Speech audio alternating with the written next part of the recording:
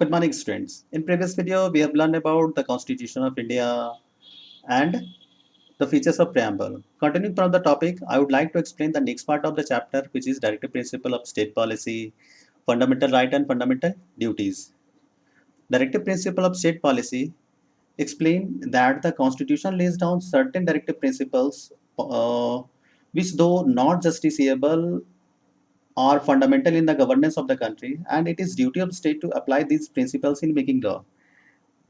ऐसा है कि संविधान राज्य के कुछ विशेष सिद्धांतों का उल्लेख करता है जो न्यायसंगत नहीं है, लेकिन देश के शासन के लिए जरूरी है। कानून बनाना तथा इस सिद्धांतों को लागू करना राज्य का कर्तव्य है। Directive principle of state policy explain करता है कि वो एक तरह से राज्य प्रशासन को गाइडलाइन जारी करता है कि नागरिकों की भलाई के लिए हमें कौन कौन से कानून बनाने चाहिए। Directive principle of state policy we have adopted from the Ireland. ऐसा है कि हम लोग आयरलैंड की सरकार से राज्य के नीति निर्देशक तत्व को अपने संविधान में शामिल किए हैं। Directive principle of state policy. The founding father of our constitution were aware that all the ideals of constitution cannot be changed into law at once. ऐसा है कि हमारे फाउंडिंग फादर्स जो हमारे कॉन्स्टिट्यूशन के जो मेकर्स थे वो जानते थे कि एक बार संविधान के सभी आदर्शों को कानून के रूप में परिवर्तित नहीं किया जा सकता है। Knowing this, they laid certain guidelines for future governments. तो इसके लिए उन्होंने वो जानते हुए उन्होंने एक गाइडलाइन जारी किया भविष्य की सरकारों के लिए, so that progress of and development of the country could be achieved, जिससे कि हमारे देश की तरक्की जो है उसे प्राप्त किया जा सके। There are various type of directive principles, बहुत तरीके के डायरेक्टिव प्रिंसिपल्स हैं। The first directive principle is to promote economic justice. According to it, to distribute equally wealth and material resources to all. ऐसा है कि जो सबसे पहला राज्य के नीति निर्देशक सिद्धांत है उसके अंतर्गत राज्य में आर्थिक न्याय को बढ़ावा देना। इसके अंतर्गत क्या है, तो सभी लोगों को समान रूप से धन और भौतिक संसाधन को डिस्ट्रीब्यूट करना। To provide equal means of livelihood to all citizens. ऐसा है कि सभी लोगों को आजीविका के समान साधन उपलब्ध करवाना। To secure proper condition of work for all workers. ऐसा है कि राज्य के सभी वर्कर्स के लिए बेहतर वर्क की कंडीशन तैयार करके देना। Childrens from exploitation and promote cottage industries. ऐसा है कि बच्चों को शोषण से बचाना तथा कुटीर उद्योगों को बढ़ावा देना। The next most important directive principle of state policies to promote welfare and social justice. ऐसा है कि कल्याण और सामाजिक न्याय को बढ़ावा देना राज्य का मुख्य कर्तव्य है। According to it the state shall take steps. ऐसा है कि राज्य कुछ विशेष कदम उठा सकती है इसके अंतर्गत। To help sick, aged and unemployed. ऐसा है कि गरीबों को बीमारों को और अनएम्प्लॉयड को मदद करना। ऐसी पॉलिसी बनाना जिससे कि जो बीमार लोग हैं उनकी सुविधा हो सके और जो अनएम्प्लॉयड हैं उन लोगों को रोजगार मिल सके। To promote educational and economic interest of weaker section of the society. ऐसा है कि राज्य के जो weaker section of the society है, जो समाज के निचले तबके के लोग हैं, उन लोगों को शिक्षा प्रदान करना और उन लोगों के आर्थिक हित की ध्यान रखना। The next point is to give free legal aid to poor people, poor, so that they are not denied justice. ऐसा है कि समाज के जो गरीब वर्ग के लोग हैं उन लोगों को लीगल एड प्रदान करना, कानूनी सहायता प्रदान करना, जिससे वो न्याय से वंचित न रह सकें।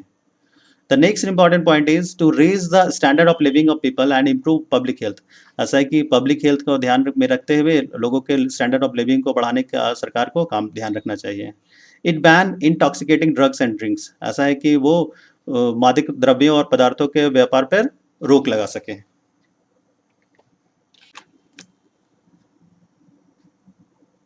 The next directive principle of state policy is to strengthen democratic system. According to it, the state shall take certain steps to ensure the separation of judiciary from the executive and enable the judiciary to independent and impartial. ऐसा है कि लोकतांत्रिक प्रणाली को मजबूत बनाना, इसके लिए सरकार निम्नलिखित कदम उठा सकती है कि न्यायपालिका को कार्यपालिका से अलग करना तथा न्यायपालिका को स्वतंत्र और निष्पक्ष बनाने में सक्षम बनाना। The next point is to establish village panchayat and unit of local self government. ऐसा है कि राज्य के जो लोकल सेल्फ गवर्नमेंट है, स्थानीय स्वशासन, स्थानीय प्रशासन को मजबूत बनाना और विलेज पंचायत की स्थापना करना। To establish uniform civil code in the country. देश के लिए यूनिफॉर्म सिविल कोड, सभी के लिए एक समान कानून का पूरे देश में पालन करवाना। The next most important directive principle of state policy is to preserve our natural and cultural heritage, ऐसा है कि हम लोगों को अपना जो कल्चरल और नेचुरल हेरिटेज है उसको बरकरार बरकरार रखना, बचा करके रखना। And the next is to promote international peace and security, हम लोग को अंतर्राष्ट्रीय शांति और सुरक्षा को प्रमोट करना। Now we have to move forward and we have to know about the next important part of chapter, which is fundamental right. The basic right provided to citizen of India by our constitution is known as fundamental right. The system of fundamental right we have adopted from the USA. ऐसा है कि कुछ विशेष अधिकार सब भारतीय संविधान के द्वारा भारत के नागरिकों को प्राप्त है, वो मौलिक अधिकार हैं। मौलिक अधिकार के सिस्टम को हम लोग यूएसए से अपनाए हैं, हमारे संविधान निर्माताओं से यूएसए से अपनाए हैं। Human right are important for a person to lead dignified life, ऐसा है कि गरिमापूर्ण जीवन व्यतीत करने के लिए मानवाधिकार बहुत जरूरी है। From the basic democratic setup the 6 fundamental right recognize by our constitution, ऐसा है कि एक बेहतरीन डेमोक्रेटिक सेटअप के लिए 6 फंडामेंटल राइट को भारतीय संविधान के द्वारा मान्यता प्राप्त है। The first one is right to equality. The first one is right to equality. It deals that everyone is equal before law, though there is no discrimination on the basis of color, caste, creed and gender. समानता का अधिकार, यह हमें बताता है कि कानून के आगे सभी बराबर है, कोई छोटा नहीं है, कोई बड़ा नहीं है। It is an important right, lays principle foundation of all other right and liberties. ये सभी जितने भी स्वतंत्रता के अधिकार प्राप्त है सबको आधार ये है, इसी के आधार पर सभी चीज़, सभी समानता हमें प्राप्त होती है। It's main features are as follows, उसके फीचर्स ऐसे हैं। The first one is equality before law, कानून के समक्ष समानता, विधि के समक्ष समता।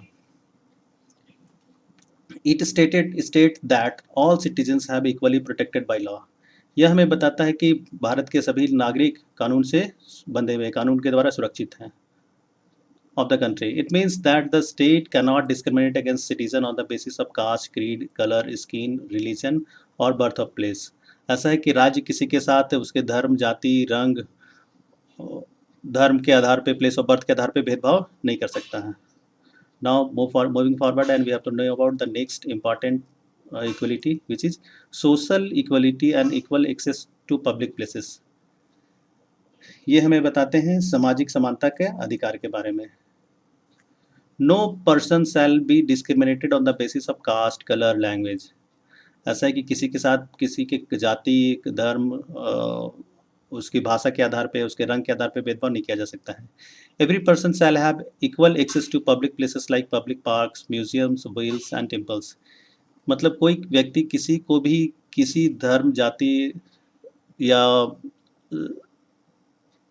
कलर के आधार पे उसे कहीं भी जाने से रोक नहीं सकता है, भेदभाव नहीं किया जा सकता है कोई भी पब्लिक प्लेस में, चाहे वो म्यूजियम हो, वेल हो, टेम्पल हो। Now the next important equality is equality in matters of public employment, अवसर की समानता, लोक नियोजन में अवसर की समानता। ऐसा है कि इसके अंतर्गत लोग सभी को एम्प्लॉयमेंट के लिए में समानता का अवसर, समान अवसर प्राप्त होता है। The constitution state that state can not discriminate against anyone in matters of employment, ऐसा है कि राज्य किसी के साथ लोक नियोजन में भेदभाव नहीं कर सकता है। The next important feature is abolition of untouchability, अस्पृश्यता का निषेध। Untouchability that means system of untouchability, छुआछूत। The constitution abolish the practice of untouchability, ऐसा है कि हमारा संविधान जो है अनटचेबिलिटी को ख़त्म कर दिया गया है हमारे संविधान के द्वारा। Practice of untouchability is offensive, और ऐसा है offensive and anyone doing is punishable by law, अगर कोई छुआछूत की बात को करता है तो उसे कानून के द्वारा सजा का प्रावधान है। The next important equality is abolition of title, उपाधियों का निषेध, कोई टाइटल अपने आप में अडॉप्ट नहीं कर सकता है। Article 18 of Constitution prohibit the state from conferring any titles, however military and academic distinction can be conferred on the citizen of India। ऐसा है कि ब्रिटिशियर्स अपने टाइम में राय बहादुर, खान बहादुर वगैरह के उपाधि दिया करते थे, जिसे ख़त्म कर दिया गया है। लेकिन ऐसा है कि अभी हम लोग सेना में और शिक्षा के आदम में जो उपाधि है उसे हम लोग इस्तेमाल कर सकते हैं। The next important part of our fundamental right is right to freedom, स्वतंत्रता का अधिकार। The Constitution of India contains the right to freedom given in Article 19, 20, 21 and 22। Article 19 से 22 के बीच में स्वतंत्रता का अधिकार के बारे में वर्णन है। The right to freedom gives the different rights, different type of freedoms like freedom of speech and expressions, freedom of assemble peacefully without arms and freedom to form association। हम लोग को अलग अलग तरीके की जो है फ्रीडम मिली हुई है, स्वतंत्रता मिली हुई है। हम लोग को भाषा और अभिव्यक्ति की स्वतंत्रता है। एक जगह हम लोग पीसफुली इकट्ठा होकर के हम लोग मीटिंग कर सकते हैं, अपना एसोसिएशन फॉर्म कर सकते हैं। ये सब चीज़ की हमारे संविधान में छूट मिली हुई है।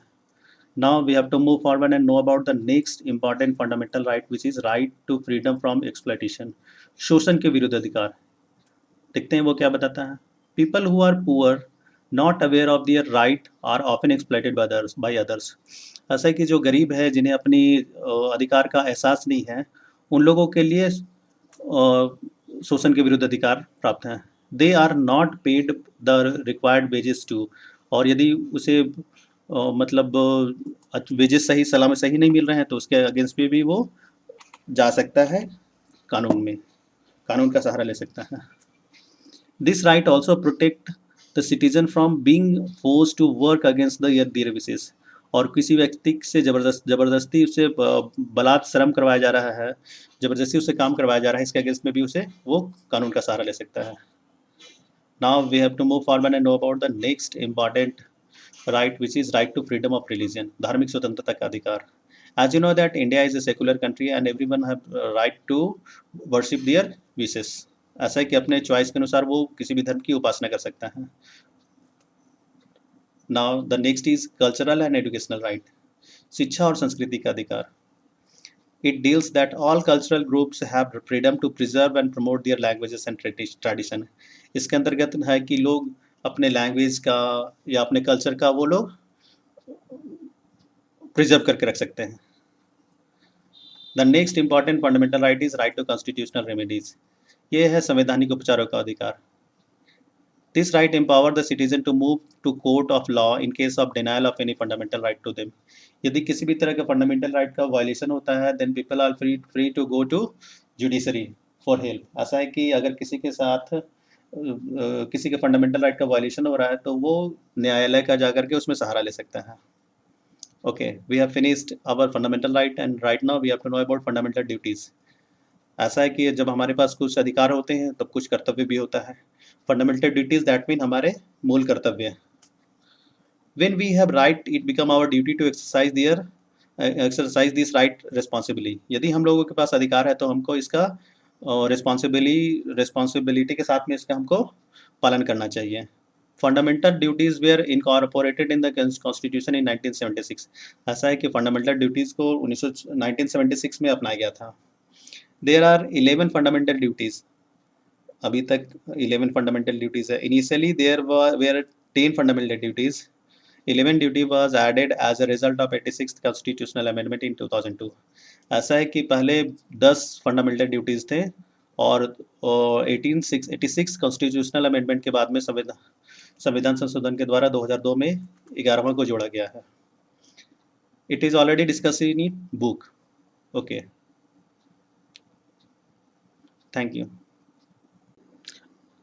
Now most important portion for examination, chapter 11 and 12 from history and chapter 24 and 25 from civics। Thank you।